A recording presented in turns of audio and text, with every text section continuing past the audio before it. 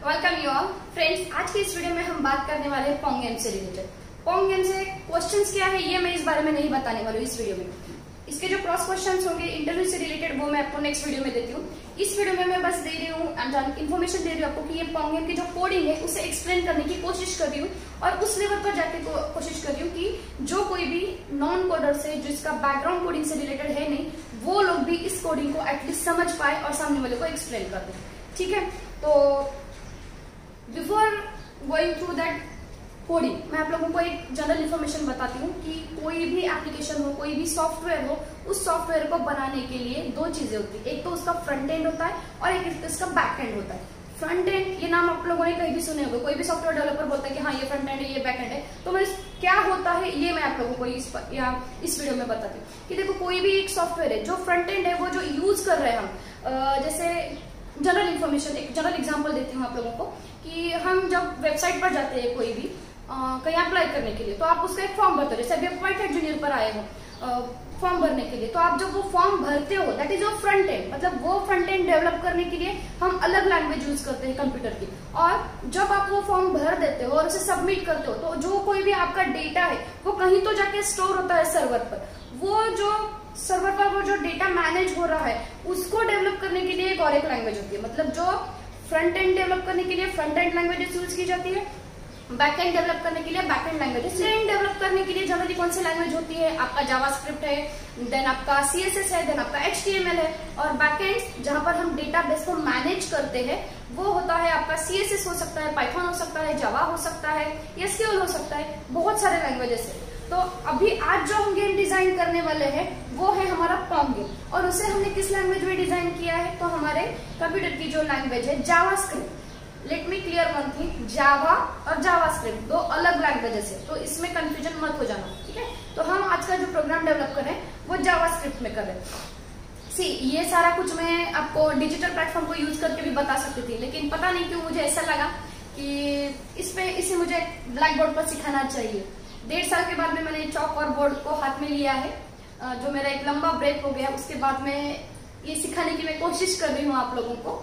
तो अगर कुछ गलती होती है तो just forget it about. Okay, so let's start the game. अभी ये जो हमारा गेम है वो गेम हमें ये जो स्क्रिप्ट है, ये जो कोड है वो कहीं तो लिखना होता है तभी जाकर हम उसे रन कर पाते हैं, राइट। तो जावास्क्रिप्ट का जो कोड है वो आपके जो कंप्यूटर का जो नोटपैड है उसमें भी आप लिख सकते हो और उसे वेब ब्राउजर के थ्रू खोलकर उसे रन कर सकते हो। लेकिन उसका एक और एक अच्छा एडिटर है जैसे कि जिसका नाम है p5.js एडिटर। मैंने उसका एक स्मॉल फिगर निकाला है यहाँ पर, अगर आप देख सकते हो प्रॉपरली तो देख लो इसे कि जब ये एडिटर है, इस एडिटर में हम क्या करेंगे, हमारा जो गेम का कोड है वो लिखेंगे और उसे रन करेंगे तो हमारे पास तुरंत उसका जो आउटपुट है वो दिख जाएगा। तो ये p5.js एडिटर कैसे होता है? एक स्क्रीन आएगी आपको, जब आप आपकी एक्टिविटी पर क्लिक करते हो ना तो आप डायरेक्टली इसी पर पहुंच जाओगे टीचर एक्टिविटी में। तो ये एक स्क्रीन होती है p5.js एडिटर की। इस स्क्रीन पे आपको एक प्ले बटन दिखेगा, जब आप उस पर क्लिक करते हो तो आपका प्रोग्राम रन हो जाएगा। एक आपके पास में दूसरा एक बटन है स्टॉप का, जब आप स्टॉप पर क्लिक करोगे तो वो स्टॉप हो जाएगा। फिर आपके पास एक वर्क प्लेस एरिया होता है यहाँ पर सामने, जहां पर आपका ये जो कोड है वो हमें लिखना है। और ये जो प्रीव्यू विंडो है, जब आप ये लिखा हुआ कोड रन करते हो प्ले बटन पर तो आपको उसका जो मतलब वो गेम कैसे तैयार हो रहा है, यहाँ उसका जो प्रीव्यू है वो आप यहाँ पर देख सकते हो। तो ये है, यहाँ पर इसका आपका सेटिंग का भी ऑप्शन मिलता है। इसको आप क्लिक कर सेटिंग पर आप इसका जो कलर है, थीम का जो कलर है वो भी आप चेंज कर सकते हो। तो clear about this p5.js editor. अब बात करते हैं अब बात करते हैं कि ये जो पोंग गेम है इसमें हम क्या क्या देखते हैं। तो सबसे पहले हम एक फंक्शन यूज करें, फंक्शन सेटअप। ठीक है, अब क्वेश्चन आता है कि हम ये फंक्शन क्यों यूज करें, इसका यूज क्या है। तो देखो एक एग्जांपल देती हूँ। जैसे हमारे घर में अगर कोई एक प्रोग्राम होता है, मान लो किसी की एंगेजमेंट है घर में, तो घर के सारे लोग मिलकर हम इस प्रोग्राम को अरेंज करते हैं। एक का काम तो है नहीं है, एक बंदा क्या करेगा, लेकिन हर एक को डिवाइड करके देगा वो काम। जैसे एंगेजमेंट है तो डेकोरेशन का काम मैंने किसी एक को दे दिया, फिर रिफ्रेशमेंट का काम है वो किसी एक को दे दिया, फिर गेस्ट को संभालने का काम है वो किसी एक को दिया। मतलब मैंने क्या किया, मेरे बड़े वाले फंक्शन को मैंने छोटे छोटे हिस्सों में बांट दिया। इसी तरह कोई भी प्रोग्राम क्या होता है वो छोटे छोटे फंक्शंस में हम डिवाइड करते हैं ताकि जो टास्क है वो प्रॉपरली वर्कआउट हो जाए।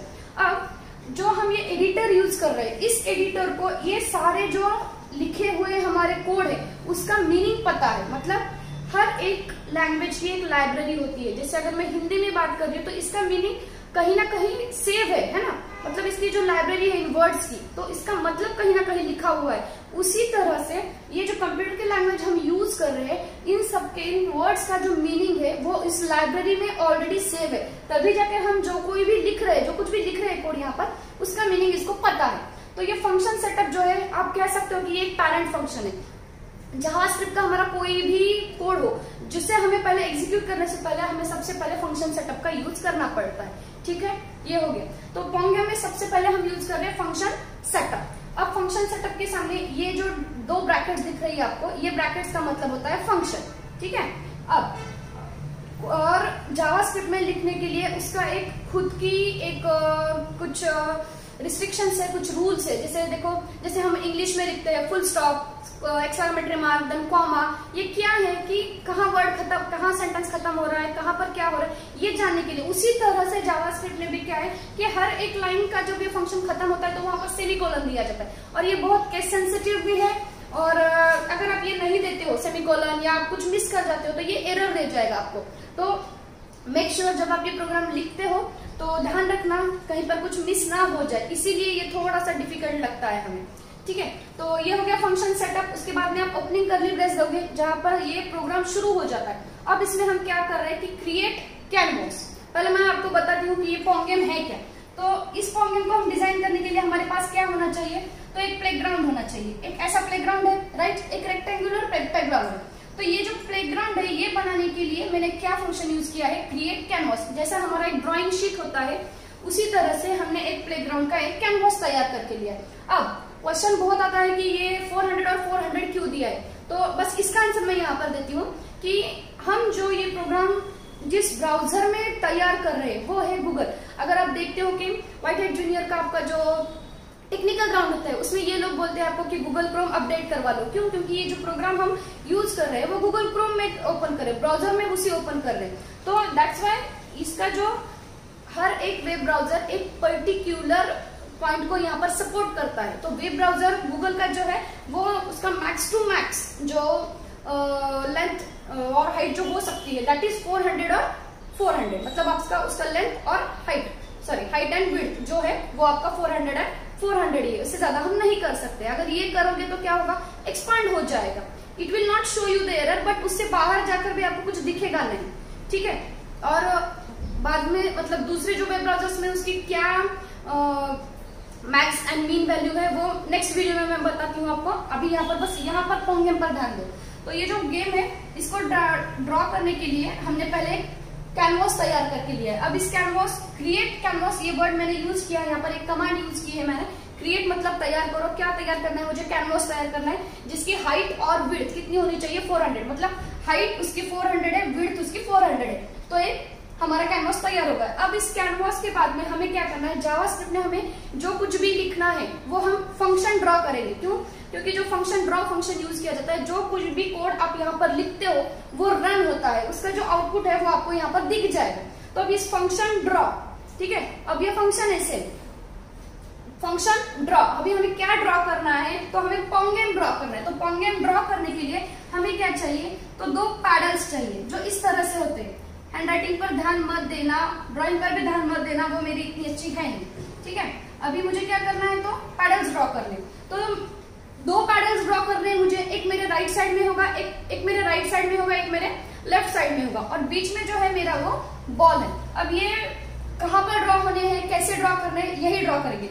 एक जनरली देखोगे आप तो हमें क्या करना है, रेक्टेंगल्स ड्रॉ करने, और उस रेक्टेंगल को हमें पैडल में कन्वर्ट करना है। तो रेक्टेंगल को ड्रॉ करने के लिए मेरे पास कौन सा फंक्शन अवेलेबल है, तो रेक्ट नाम का फंक्शन अवेलेबल है। अब इस रेक्ट फंक्शन में जब आप इसको यूज करते हो रेक्ट फंक्शन को, तो उसके 4 पैरामीटर्स हमें देखने पड़ते हैं। अब ये 4 पैरामीटर्स कौन सा है, कहाँ पे लिखूं मेरा बोर्ड, हाँ, तो ये 4 पैरामीटर्स कौन से है, तो सबसे पहला वाला जो पैरामीटर है वो जो डिफाइन करता है वो है आपका हॉरिजॉन्टल। आपको वो कौन से हॉरिजॉन्टल पोजीशन पर चाहिए, मतलब एक्स। ये देखो, ये जो है वो है इसका एक्स, और ये जो है इसका वो है इसका वाई एक्सिस, और इसे हम कहेंगे हॉरिजॉन्टल और इसे कहेंगे हम वर्टिकल। ठीक है, तो रेक्ट फंक्शन का जो सबसे पहला पैरामीटर है वो डिफाइन करेगा ये हॉरिजॉन्टल, उसका जो पॉइंट या वैल्यू जो होनी चाहिए वो क्या होनी चाहिए। दूसरा पैरामीटर उसे डिफाइन करेगा ये वर्टिकल पोजीशन। तो पहला हो गया हॉरिजॉन्टल, दूसरा स्पेसिफाई करेगा उसका वर्टिकल पोजीशन, तीसरा डिफाइन करेगा कि उसकी विड्थ क्या होनी चाहिए, और लास्ट में डिफाइन करेगा कि उसकी हाइट क्या होनी चाहिए। ठीक है, अब देख लेते हैं कि हमें यहाँ पर 390 ही क्यों दिया। तो ये जो पहला पैडल मैं ड्रॉ कर रही हूँ वो मेरा राइट प्लेयर के लिए है, यानी कि जो राइट प्लेयर है, अभी यहाँ से राइट मेरा ये वाला मैं कर दूं इस तरह से, तो मैं मतलब मुझे समझाने में इजी जाएगा। तो ये मेरा सपोज करो कि ये मेरा राइट पैडल है और ये मेरा लेफ्ट पैडल है। अभी जो ये राइट पैडल है वो है मेरा प्लेयर के लिए। ठीक है, तो ये प्लेयर के लिए है, तो और ये जो है वो मेरा कंप्यूटर कंट्रोल पैडल है। अभी इसको मैं ड्रॉ कर रही हूँ। जब आप रेक्ट फंक्शन को यूज करते हो तो नॉर्मली जब कोई भी वैल्यू देते हो वहां पर, तो आपके सामने एक बड़ा वाला रेक्टेंगल सामने आ जाएगा। अब इसको हमें मूव करना है, एक तो हॉरिजॉन्टल पोजीशन पर, नहीं तो वर्टिकल। वो कितना होना चाहिए, जब आप रेक्ट फंक्शन को यूज करते हो तो वो बाय डिफॉल्ट आपके सेंटर पोजीशन पर आ जाएगा। अब ये 400 हॉरिजॉन्टल है, 400 वर्टिकल है, तो इसका सेंटर पोजीशन आई गेस 200 या 198 200 के बीच में आ जाएगा। ठीक है, तो अब इसको हमें क्या करना है, इसको मूव करना है। हमें कहां पर मूव करना है मुझे, वो तो राइट साइड में मुझे मूव करना है वो। तो मुझे राइट साइड में मूव करने के लिए ये मुझे एक्चुअली यहाँ चाहिए। अब देखो इसकी मैक्स वैल्यू कितनी है 400, और इससे थोड़ा सा आगे मुझे ये पैडल चाहिए, तो मैंने उसके 10 नंबर कम कर दिए नंबर। तो यहाँ पर मैं क्या लिखूंगी 390। जब मैं ये 390 दूंगी तो ये राइट साइड में यहाँ पर आ जाएगा। अब मुझे उसको ऊपर लेना है, राइट, मुझे उसको सेंटर में लाना है। तो मैं सेंटर में लाने के लिए मेरा सेकंड पैरामीटर जो है वो मैं यूज कर रही हूँ, और मेरा सेकंड पैरामीटर वर्टिकल पोजीशन के लिए, तो मैंने उसको इंक्रीज कर दो। आप जब उसे इंक्रीज करते हो तो ऊपर आ जाओगे, आप जब उसे डिक्रीज करते हो तो वो नीचे आ जाएगा। ठीक है, तो अभी जब मैं 100 यूज कर रही हूँ तो इट मीन्स कि ये सेंटर तो नहीं, लेकिन अब ये 400 है, 200 इसका सेंटर हो जाएगा, और 200 के आप थोड़ा सा नीचे लेकर आओगे तो वो 100 की पोजीशन पर, मतलब एक स्पेसिफिक पोजीशन पर वो आ जाएगा। ठीक है, अब देखते हैं कि इसका विड्थ कितना होना चाहिए। बाय डिफॉल्ट अगर वो यूज करोगे तो इतना बड़ा स्क्वायर आपके सामने आ जाएगा। अब मुझे उसको छोटा करना है, उसकी विड्थ छोटी करनी है, तो ऑब्वियस सी बात है कि मैं इसका जो विड्थ है कम करने के लिए उसका नंबर भी कम करूंगी। तो मैंने उसका नंबर 10 रख दिया। ठीक है, अब मुझे उसकी हाइट देखनी है। अभी बाय डिफॉल्ट हाइट कितनी होगी, इतना होगा, और मुझे उसकी हाइट इंक्रीज करनी है, तो मैं उसका हाइट इंक्रीज करने के लिए उसका नंबर भी इंक्रीज कर दूंगी। तो मैंने उसका नंबर कितना रख दिया 80। क्लियर। और कोडिंग ऐसी चीज है, एक एक्सपेरिमेंट है, जब आप करके देखो, 80 की जगह पर आप 90 करके देखो, 100 करके देखो, क्या होता है। जब तक करोगे नहीं तब तक सीखोगे। ठीक है, तो ये मैंने मेरा पहला राइट प्लेयर का पैडल जो है वो मैंने कर दिया। तो समझ में आया, इसको ध्यान में रखो कि ये हॉरिजॉन्टल है, ये पैरामीटर वर्टिकल है, ये विड्थ के लिए है, और ये हाइट के लिए है। जब हम इंक्रीज करते हैं तो हम राइट साइड में मूव होते हैं, जब हम डिक्रीज करते हैं तब हम लेफ्ट साइड में मूव होते हैं। जैसे ये सेकंड पैरामीटर जो है मेरा, ये देखो यहाँ पर, अब ये मैंने लेफ्ट साइड में किया है। अगर मैं इसको लेफ्ट साइड में करती हूँ तो मैंने इसका 0 कर दिया। अब ये 0 मतलब एकदम स्टार्टिंग की पोजीशन पर आ गया। अगर आप इस पर 10 करते हो तो भी चलेगा, थोड़ा सा आगे आ जाएगा वो। ठीक है, और इसका जो मैंने वर्टिकल पोजीशन है वो 160 किया है, मतलब एक थोड़ा सा ऊपर रखा है, एक थोड़ा सा नीचे किया है। ठीक है, और फिर इसका विड्थ और हाइट तो दोनों का मैंने सेम ही रख दिया। अब तीसरी के मुझे क्या चाहिए, तो मेरा बॉल चाहिए। अब ये बॉल मैंने रेक्ट में ही लिया है। एक्चुअली हम इसको डायरेक्टली राउंड शेप में लाने के लिए इलिप्स भी यूज कर सकते हैं, लेकिन व्हाइटहेड जूनियर के पीडीएफ में इन लोगों ने रेक्टेंगुलर ही यूज किया, तो मैं भी यहाँ पर रेक्टेंगल यूज करूँ। तो रेक्टेंगल यूज करने के लिए मैंने एक स्मॉल सा रेक्टेंगल यूज किया है, जिसका मैंने स्पेसिफिक ऐसे उसके पैरामीटर्स दिए हैं। हाइट के लिए 195 दिया, विड्थ के लिए, वर्टिकल के लिए उसकी पोजीशन, मतलब ये सेंटर पर चाहिए ना मुझे, तो 200 200 ऐसे करके बीच में जो आ रहा है 195 195 सेंटर पोजीशन पर आ जाए। इसीलिए मैंने इसका जो हॉरिजॉन्टल और वर्टिकल है 195 195 किया, और विड्थ और हाइट इसकी मैंने 10 10 दिए, क्योंकि वो छोटा है, स्मॉल है, उसका हमें ज्यादा बड़ा भी नहीं करना है, उसकी हाइट भी नहीं बढ़ानी है। तो ये हो गया इसका, ये आपका बेसिकली एक जो पोंग गेम का जो स्टेबल कह सकते हो आप ड्राइंग है वो आपने बना ली है। अब नेक्स्ट उसका स्टेप क्या है कि हम लोगों को क्या करना है कि ये जो पैडल है राइट साइड का, उसे हमें मूव करना है।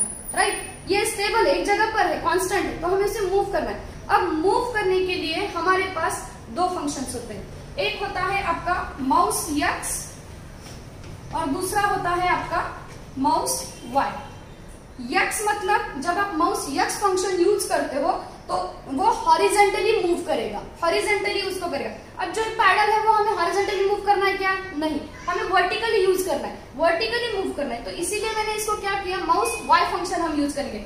अब ये मैं कहाँ करूंगी, देखो यहाँ पर हमारा एक्स का पोजिशन क्या है, ये है, वाई का पोजिशन क्या है, ये है, राइट। तो y के पोजीशन का जो है 100, तो इसकी जगह पर मैं क्या यूज करूंगी, माउस y फंक्शन। आया समझ में?